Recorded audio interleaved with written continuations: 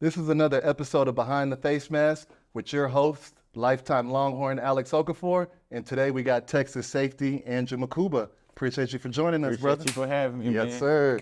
This one's special. You know I love my local boys. So let's start off with your origin. Where are you originally from? I was born in Zimbabwe. Came down here to Austin, Texas when I was like 8, 9, and I've been living here my whole life. Okay. Basically, so yeah. Hold on. This is different right here. So a lot of people were born in Africa, but they moved here before they even remember living out here. But you lived in Zimbabwe up until 8 years old? Right. Okay. Kind of paint that picture for us. What does life look like out there in Zimbabwe? I mean it's different. You learn a lot your time there. Obviously I was young, but I've seen a lot at a young age. Just from a struggling standpoint, I mean I've seen it all. From my parents having to leave for a long time just to get some money, so family can eat, obviously, and obviously Pop's been gone for a long time, and just growing up in that environment, I feel like you would learn a lot, and then you would learn a lot about yourself as you grow up, and as you get older, you start to appreciate a lot of things that people don't appreciate for real. Yeah. And real quick, how many siblings do you have? I have 2 sisters and 4 brothers. Okay. And where do you rank? Like, are you the oldest? You the youngest? I'm in the middle. You in the middle? Yeah. And are your sisters older or younger? I got an older sister, a little sister, 2 little brothers. One of them actually just got to school with Sam Houston this summer. And I have 2 older brothers. Okay. And when y'all made the move to the States, everybody came with y'all? My youngest one, he's 7. He was born in Austin, Texas. But outside of that, yeah, everybody else made the move with us. Yeah. Yeah. Okay. What's the reason and why did your family move from Zimbabwe to the United States? Really just better life, better opportunity. Obviously we didn't want to live in that environment forever, so coming down here, I'd say it's easier than it is down there to get a job or just opportunities to really like take care of your family. It's easier to do that down here, so it was only right for our family, for everybody in our family, just come down here and just try to make something out of nothing. Whenever you moved, did you move straight to Austin or did you start somewhere in between and then made your way to Austin? Straight to Austin, man. Straight to Austin. Yeah. So you've been out here since what, like early 2000s? I came down here, it was 2012. I was down here at 12. After you moved out here, what was that transition like? Like I'm sure was there a language barrier? Like was there a cultural barrier? Like how was that transition? What's different is like at a young age, where I'm from, obviously Zimbabwe, like at a young age when I went to school, they would teach us how to speak English. So when I came down here, I wasn't as fluent, but I could I can hold a conversation with somebody. So I feel like that was probably like the hardest part, just trying to adapt to my environment, obviously going to school, having to play with friends, like you young, so you want to do stuff like that. But that was the only thing I say was challenging to me, just the language barrier, just getting adjusted to that. But everything else was smooth, man. School was smooth. Obviously sports, I didn't start playing sports until like the 6th grade. And then just everything just picked on from there. What's crazy, you saying that the language barrier was the biggest learning curve for you. It's crazy because you don't even have an accent. I know everybody always say that, but I feel like I got a hold of it pretty good though. So did you have an accent when you were younger and then you just grew out of it, or you don't think you ever had one? I grew out of it. I feel like cause at home, like all my siblings, all we do is just speak English. But when we talk to our parents, we speak Swahili. That's the language I speak, Swahili. So majority of the time I was speaking English, so I just got fluent with it and just everything just came out smooth. That's crazy because my pops is Nigerian. He's straight from Nigeria. And I want to say he's been out here for 30, 40, maybe 50 years, and his accent is still strong. Crazy. So the fact that you shook it off within, I don't know, a decade or so, that's impressive. It's crazy. Yeah. I can imagine that you grew up watching soccer. When were you first exposed to American football? The crazy story is me and my little brother, when we was in like I was in the 4th grade, obviously he's younger than me. We used to like have our bikes and we had bike helmets, and then we would go in the room and we were playing football. So that was crazy, but like I didn't really actually started playing until when I was in 6th grade. I started playing Little League. I was fast, so I made a lot of things easier for me when I was young. But 6th grade, that's when it all started. Cause I'm not like these other kids that start at a really young age, like what, 7.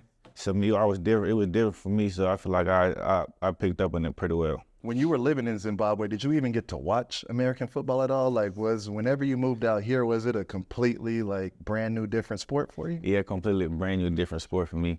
All I knew was soccer and basketball. Yeah. That's literally only and track, obviously. That's literally only 3 things I knew. But when I came down here, a couple years into staying down here, I got exposed to football and looked back since.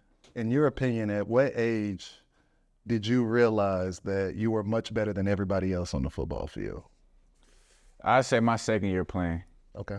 Because I feel like my 1st year playing, I didn't really like know the rules like that or really like know how to play for it. I was just running around. But like, And what was your first position?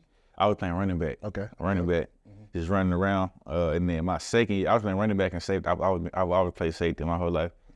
So I was running back and safety, and then after my 2nd year, man, I was just like I could see a difference with myself and everybody else my age around me, that I was just like a little bit more advanced than everybody. So I feel like after my 2nd year playing, that's whenever I realized, yeah, this is it. That's when you took off?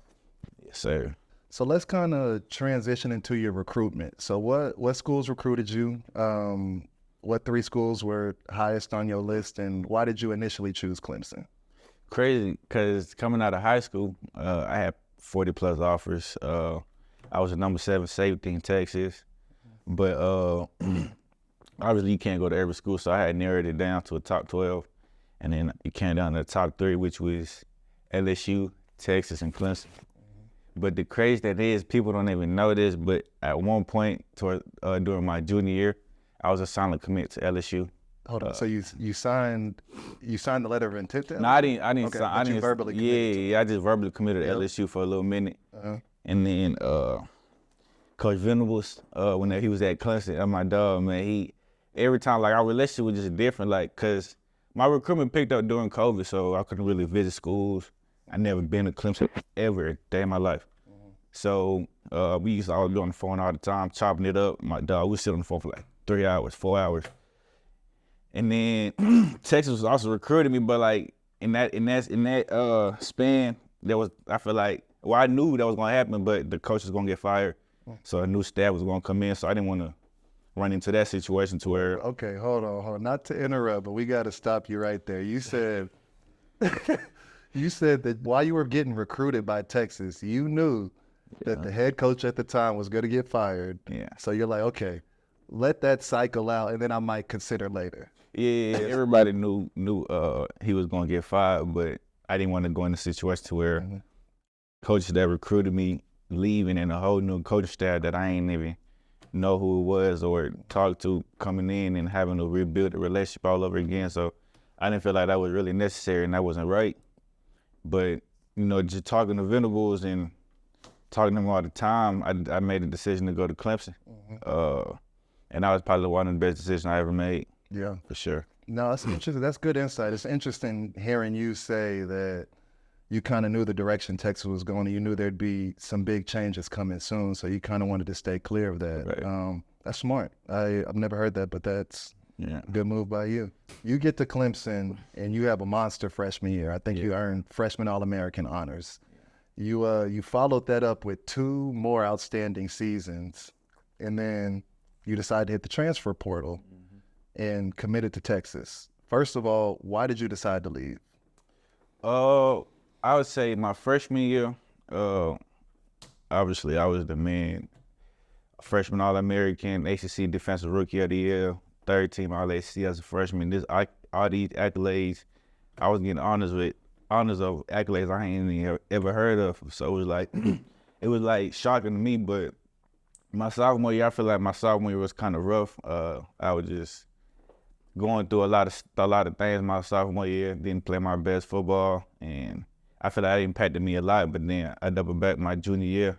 I had a good year. But my time there at Clemson, I just felt like I wasn't really like getting better to where I feel like I could have. I wasn't being pushed enough to where I can reach my potential, my peak. I feel like the program wasn't where it needed to be for me and the whole team to be successful.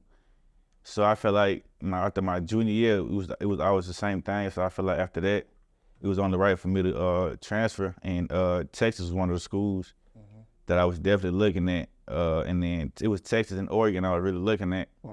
And then I ended up committing to Texas, and everything just played in my favor. Cause I'm looking to have a big year, and ain't no better way to do it than playing in a big league like the SEC. And Texas is where it's supposed to be at now, and obviously I'm back home, close to the family, so everything just kind of played in my favor with that whole process. What were those conversations like with the coaches at Clemson, with you telling them that you were about to leave and hit the portal? Like, I'm sure those conversations were tough.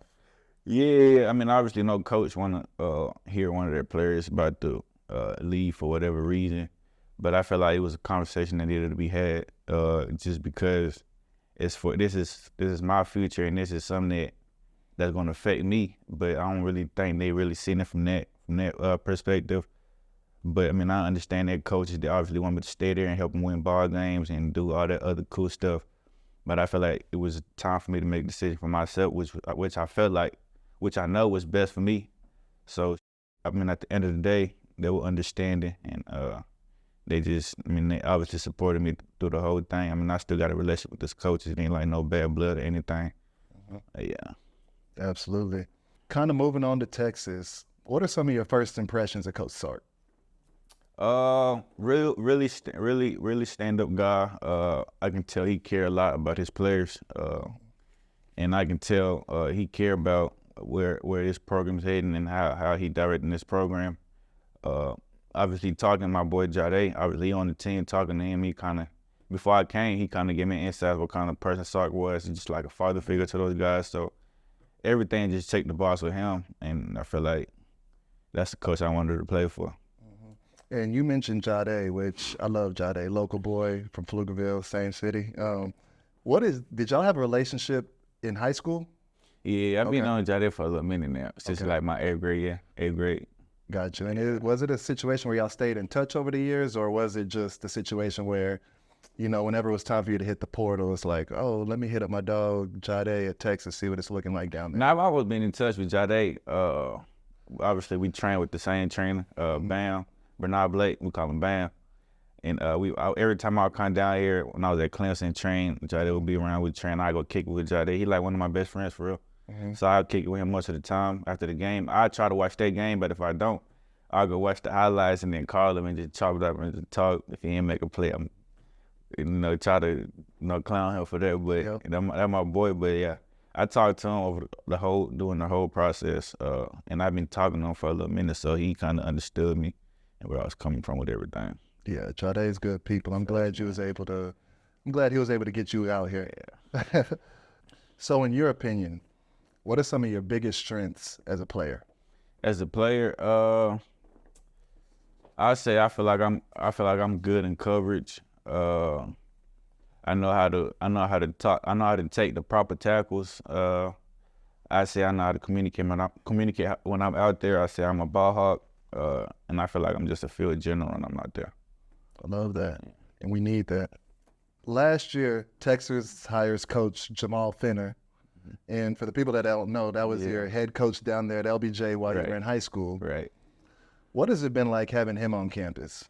Man, it's been amazing because Coach Finner, he's a coach. I would call him Coach Finner because I was my coach, obviously, but I don't really look at him as a coach. Like he a mentor, a big brother, a friend, and he just a stand-up guy, man. He always in my ear about whatever I'm lacking on, or he's that one person that's gonna keep it 100 with me when everybody's there to just praise me and things like that. But he's gonna tell me what it is, and I feel like obviously playing for him over the years and knowing him, we've built a really strong relationship. So he's a guy I can go talk to about anything, man. I trust Finner.